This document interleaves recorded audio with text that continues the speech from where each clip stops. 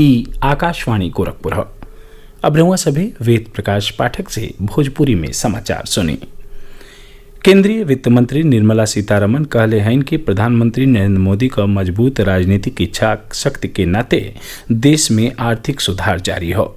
एगो अंग्रेजी दैनिक में आज प्रकाशित अपने लेख में वहां के कहने की देश में आर्थिक सुधार पर लोगन का दिलचस्पी बनल हो।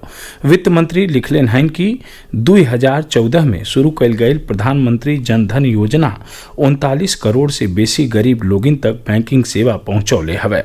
वित्त मंत्री यह कहलिन कि 10 करोड़ से बेसी किसान प्रधानमंत्री किसान योजना से लाभान्वित भइले और सोझे उनके खाता में नकदी हस्तांतरित कइल गई। केंद्रीय वित्त मंत्री कहने की किसानन का आय बढ़ावे खातिर उनकरे उत्पाद का बाजार तक पहुंचल महत्वपूर्ण हो।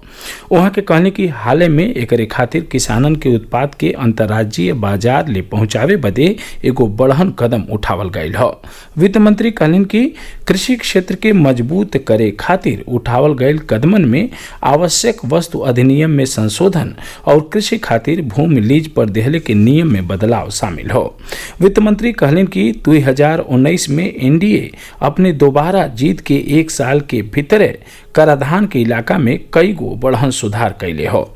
नया कंपनियन बदे निगमित कर घटा के 15% और पुरान कंपनियन खातिर 22% कह दिहल गयल हो।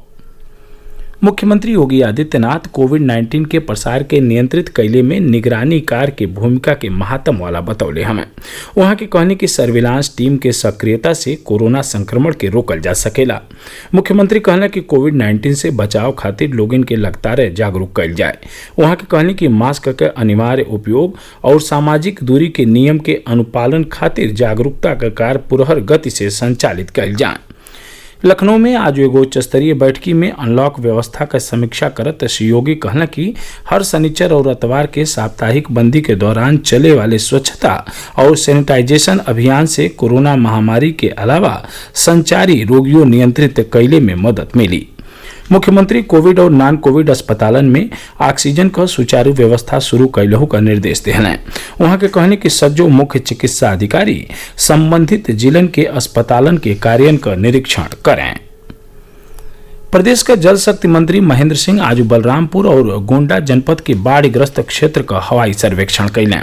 वहां के बलरामपुर जिला में राप्ती नदी पर बनल चरगहिया तटबंध के मरम्मत कार्य के स्थलीय निरीक्षण कैली।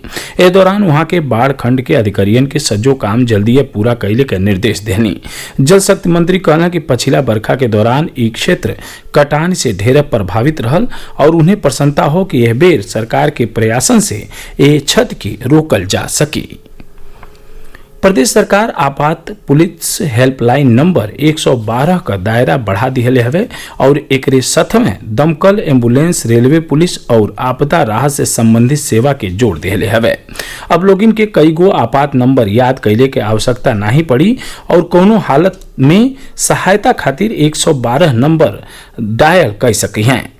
अपर पुलिस महानिदेशक और 112 आपातकालीन सेवा का प्रभारी असीम अरुण आकाशवाणी से खास बतकही में बतौना कि अब एम्बुलेंस का 108 नंबर का सेवा, मेहरारू के समस्या से जुड़ल 1090 सेवा आ दमकल, रेलवे और आपदा से जुड़ल मामलन चाहे कोनो भी आपातकालीन हालत में लोग सोझे 112 नंबर पर फोन कर सकी हैं।